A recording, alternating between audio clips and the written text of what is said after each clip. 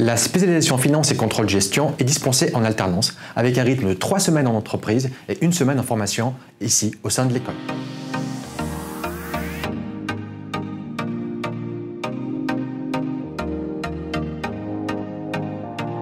La spécialisation en alternance finance et contrôle de gestion permet de développer les compétences et les connaissances en finance d'entreprise.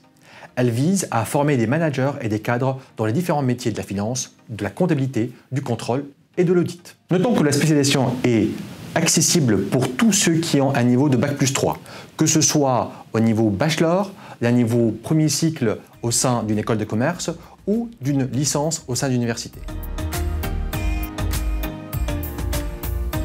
L'enseignement au sein de la spécialisation finance et contrôle gestion est dispensé autour de 4 axes.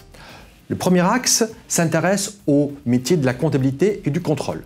Dans ce cadre-là, il y aura des cours de consolidation, des cours de comptabilité en normes IFRS, des cours de contrôle de gestion approfondi ou encore des cours d'audit ou de risk management. Le deuxième axe de l'enseignement porte sur la finance.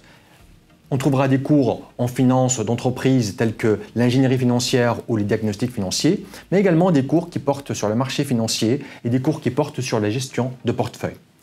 À titre d'exemple, ce dernier cours sur les gestions de portefeuille s'intéresse et se base sur des cours et une formation sur un terminal Bloomberg au sein de la salle Bloomberg que nous avons ici au sein de l'école de management Léonard de Vinci.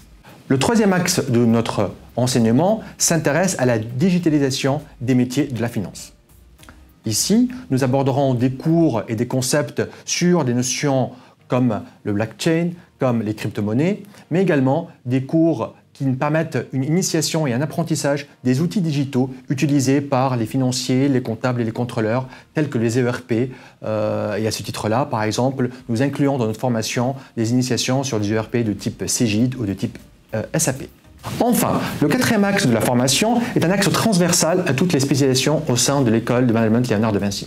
Ici, on parlera et on dispensera des cours sur les soft skills, ce qui inclut une préparation pour passer le TOEIC au sein de l'école, mais également des séminaires sur la gestion de conflits, sur le leadership, sur la gestion des réseaux professionnels, à l'instar par exemple de LinkedIn.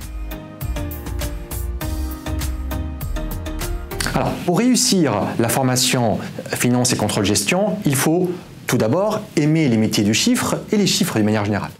Mais il faut également avoir des connaissances de base dans les domaines de la comptabilité et de la finance d'entreprise.